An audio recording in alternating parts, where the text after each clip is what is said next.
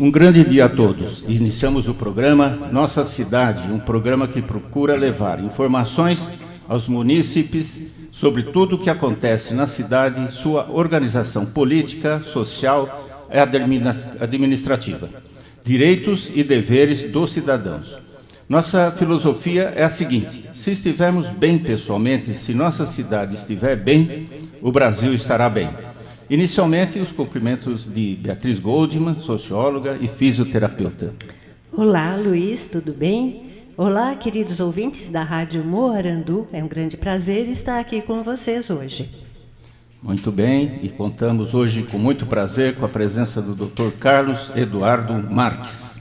Dr. Carlos. Bom dia, Luiz. Bom dia, Beatriz. Bom dia. Bom dia a todos os ouvintes. Sempre um prazer retornar a essa casa e poder contribuir com algumas questões, explicações e os debates sempre de grande valia que nós tecemos aqui. Agradeço mais uma vez pelo convite e pela oportunidade. É um prazer. Bom, o currículo do Dr. Carlos é o seguinte: ele é advogado, especialista em Direito Constitucional pela Escola de Direito Constitucional de São Paulo. Ele é advogado militante desde o ano de 2000, consultor jurídico e parecerista na Marques Consultoria Jurídica, autor do livro O Fortalecimento dos Municípios como Solução para o Brasil. É professor palestrante, escritor acadêmico, detentor de diversos prêmios na área jurídica, professor na área de Direito e é mestrando em Direitos Fundamentais e Humanos. É um grande currículo, não é? Então, logo, logo, o doutor também será um mestre na área do direito, não é? Se Deus quiser. Bem, então, hoje o nosso programa estará voltado para a situação atual do país, né? A situação jurídica. E temos um ex-presidente que está preso, não é? Isso pela primeira vez acontece no país, né? Um ex-presidente preso, né? E estamos num momento assim de muitas conturbações nacionais, né? Eu gostaria de pedir para o Dr. Carlos assim, um panorama da justiça brasileira nesse momento de conturbações em nosso país. Sim, Luiz, já tivemos a oportunidade de falar sobre a justiça comum, demos maior ênfase na justiça comum em um outro programa, e parece-me que agora nós devemos voltar um pouco mais de ênfase para a justiça federal. Além da justiça comum, que são os fóruns de uma certa forma tradicionais, que nós vemos com suas sedes nos municípios, muito embora não há o judiciário municipal, nós temos também a justiça federal, que também faz parte do judiciário brasileiro, porém com outras competências de julgamento. Resumindo, as competências da Justiça Federal são mais para julgar crimes que envolvem interesses da União, das suas empresas públicas, autarquias, o INSS, por exemplo. Muitas vezes a gente ouve: mas minha causa está na Justiça Federal, do INSS, ou contra a Caixa Econômica Federal, dependendo da questão.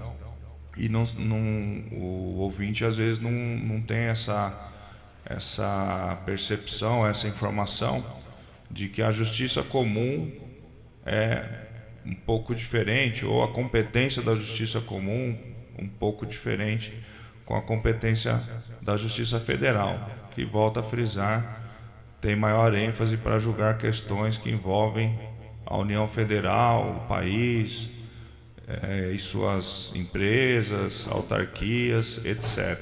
Dentre outras, como prevê a nossa Constituição Federal.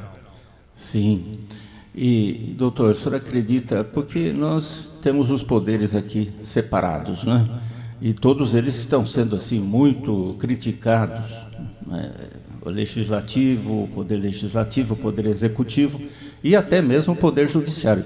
O senhor acredita que realmente temos um novo rumo aqui no Brasil, que essa questão dessa separação, a independência do poder judiciário, ela é efetivamente implantada? Estamos caminhando para novos rumos, Luiz, penso.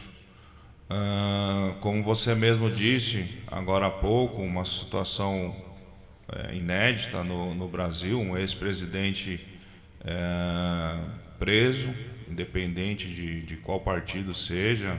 Nós não estamos aqui para falar sobre partidos específicos, ou, enfim, o nosso partido é o Brasil, é a nação brasileira e a sociedade brasileira. E penso que daqui para frente, ou de alguns anos atrás, onde se iniciaram os trabalhos da então chamada, batizada Operação Lava Jato, tivemos alguns avanços no sentido de combate à corrupção em si.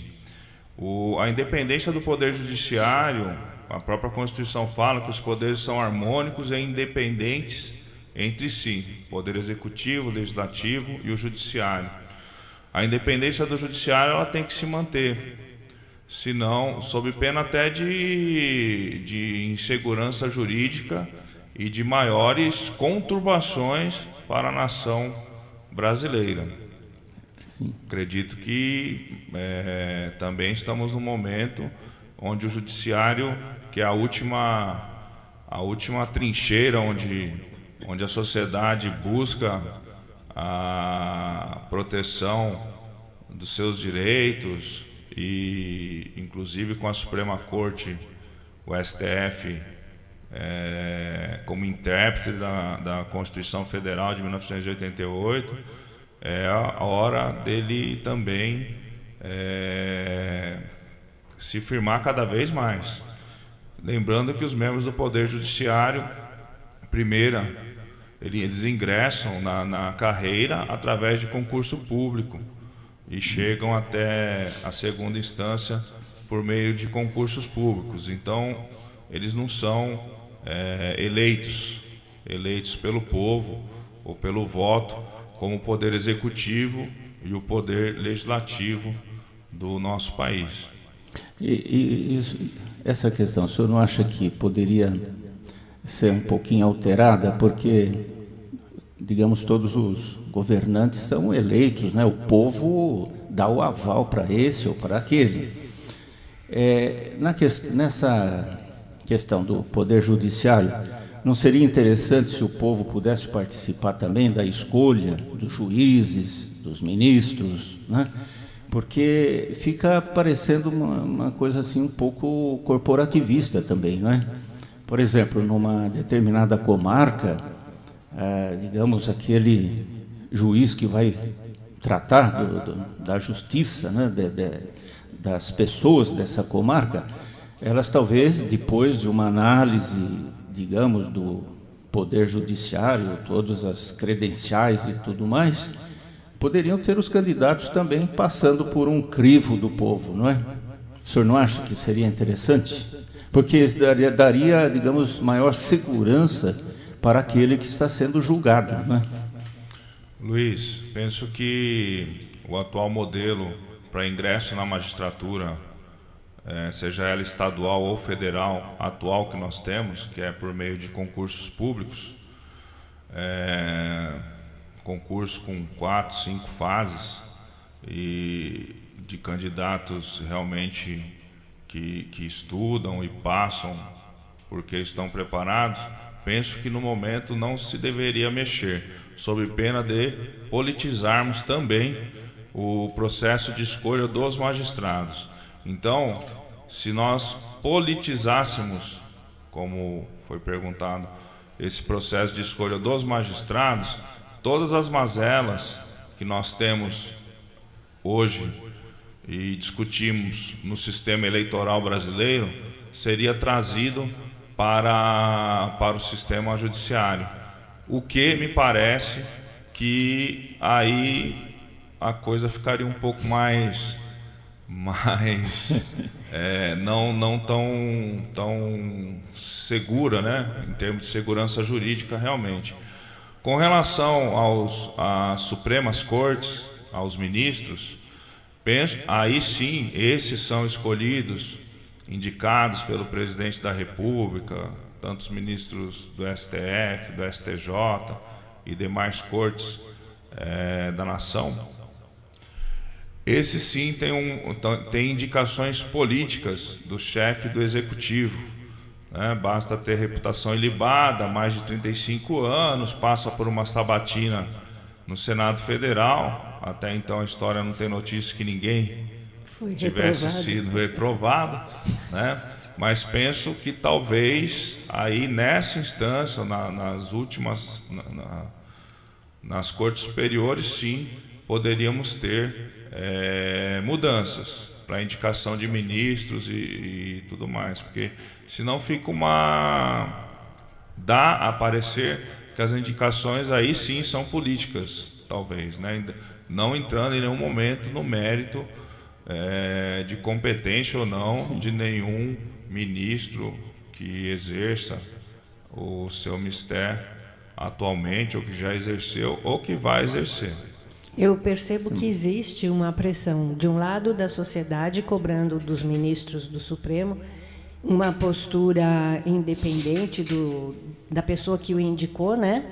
Por um lado, eu sinto essa pressão da população, por outro, a pressão daqueles que indicaram. Então, eu acho que o Supremo vive um momento muito crucial para eles mesmos, né? E, assim, nos debates que dá para acompanhar pela televisão, parece que existe uma divisão entre eles, né? Pelas influências que eles sofrem a partir daqueles que os indicaram e também da população pelo outro lado. É impressão só que passa pela mídia ou existe isso mesmo? A impressão não nos parece verdadeira, ou essa mesmo que paira, Beatriz. Porém, independente do processo de indicação da Suprema Corte hoje no Brasil, a Suprema Corte, os ministros não podem ceder a pressões sociais nem à pressão dos chefes do executivo, né? No caso, os presidentes que os indicaram. Eles devem ser da mesma forma que os magistrados de primeira e segunda instância, como já falamos, imparciais e independentes no exercício das suas funções. Mas o que parece, o que mostra realmente, e até eu tenho essa percepção, muito embora eles não possam ceder a essas pressões, os ministros não podem ceder a essas pressões, é que realmente há um clamor da rua, das ruas, da sociedade, e também há um clamor tanto de quem os indicou, né, como dos próprios políticos em si, porque podem ser os próximos a serem julgados, dependendo da situação que estejam ou não envolvidos. Nesse momento não é nem um pouco interessante ser ministro do Supremo, né? Os coitados devem estar bem apertados lá no meio de toda essa confusão, não é mesmo? Na verdade, isso se demonstra até mesmo por se tratar desse tema espinhoso da prisão com relação ao julgamento em segunda instância, né? O cumprimento já da prisão com julgamento por órgão colegiado em segunda instância. Tanto é fato que, seja em 2016, se não me falha a memória, esse precedente que foi mantido recentemente, né, no habeas corpus impetrado pela defesa do ex-presidente Luiz Inácio Lula da Silva, foi mantido, mas na época também foi muito apertado o julgamento, foi 6-5 também, muito embora de lá para cá, passado poucos anos, tivemos pouca mudança na composição da Suprema Corte, mas ainda assim, ao decidirem o habeas corpus que versa sobre esse tema, recentemente, vejam que a decisão também continua 6-5. Bem apertadinho, bem... A coisa está quase no empate. Exatamente. Na verdade, estava no empate. Mas, de qualquer forma, né, quer dizer, tem muita gente aí, tem muita gente na fila agora aí para caminhar também para a prisão, não é? E, naturalmente, estão muito preocupados, porque eu acho que eles estão pensando o seguinte: puxa, se o ex-presidente Lula está preso, imagina eu, né? Então eu, com certeza... Você não, o outro político, você não, fica aí quietinho. Eu estou falando, esses que estão na fila, né, para o julgamento lá. Olha, você agora está preso. Então tem uma fila enorme aí, e essa turma está preocupada. Quer dizer, além desse prejuízo todo para o país, com certeza não vale a pena ficar numa situação dessas, né? Então, as pessoas precisariam pensar um pouco mais, porque, veja, é a família envolvida, né? É aquele vexame desgraçado. Está certo que eles não têm lá muita vergonha na cara, tudo mais, mas é muito desagradável, né? Acho que poderiam pensar um pouco, né, e deixarem assim de praticar a corrupção, não só por essa pressão jurídica e da população, mas por eles mesmos, né? Não vale a pena, não vale a pena. Olha quanta gente está aí, e tem uma fila agora aí que com certeza está assim bem agitada. Como eu disse, né? Se o ex-presidente foi preso, esses aí estão falando, e agora está chegando a minha vez. É uma situação terrível, acaba com a vida da pessoa também, não é? Mas o nosso assunto também principal aqui é essa questão da prisão do ex-presidente Lula, não é? Então, eu gostaria de pedir ao Dr. Carlos, se possível, que ele fizesse um pequeno relato dessa trajetória, né, do ex-presidente até a sua prisão. Luiz, antes de responder a sua pergunta, é importante frisar que depois desse precedente do Supremo Tribunal Federal com relação ao cumprimento de pena após o julgamento em segunda instância, nós temos uma população carcerária, ou seja, 700 mil pessoas, em média, já foram enclausuradas, presas, por esse precedente, por essa interpretação que o Supremo deu já lá atrás, no primeiro julgamento, com relação à possibilidade de cumprimento de pena com julgamento em segunda instância. Então, só para deixar também esclarecido que, se houver uma mudança desse precedente, né, muita gente vai para a rua. Exatamente, muitos presos das mais variadas, independente de político ou não, né, ser político ou não, ganharão a liberdade, e será outra conturbação social, outra comoção social.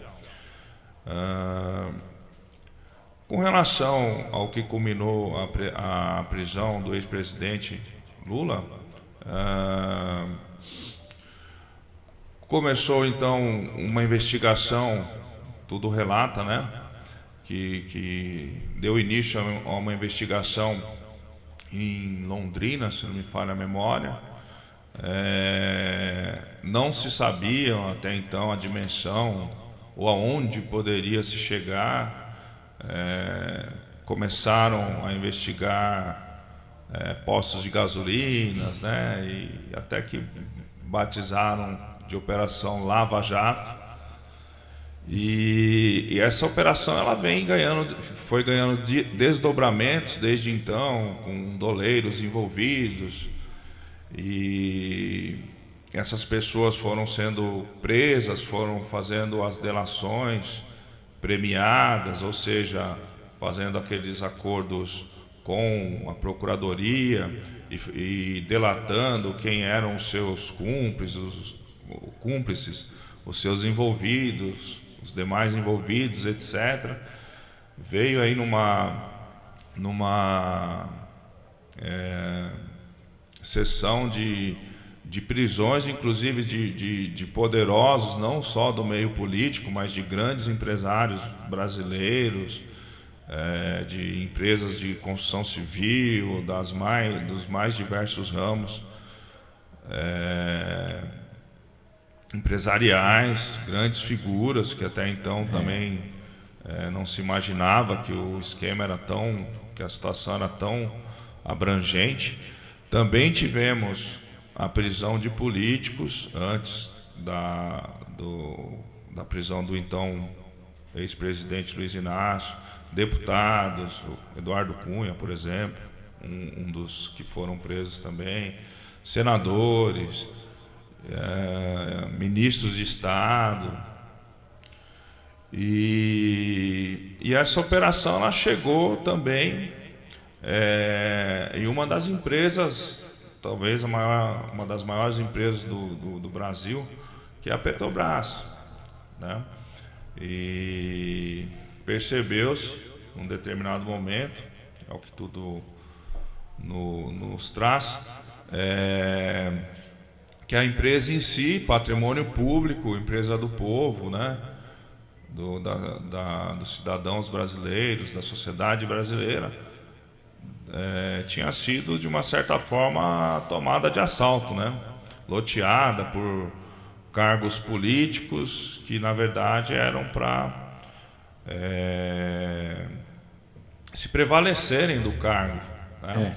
Influência, né? E foi aí, dentre outras discussões aí do tão falado triplex, do sítio de Atibaia, etc., né? Que também tivemos a figura do presidente ou do ex-presidente Luiz Inácio Lula da Silva envolvida. Muito embora, o que me parece, nesse momento ele tenha sido preso, os motivos da sua prisão talvez não sejam especificamente voltados nesse primeiro momento com relação à Petrobras, etc. Mas foi esse o caminho, resumidamente falando, que a Operação Lava Jato tomou. E como disse a vocês no início, foi começado em Curitiba, Londrina, né?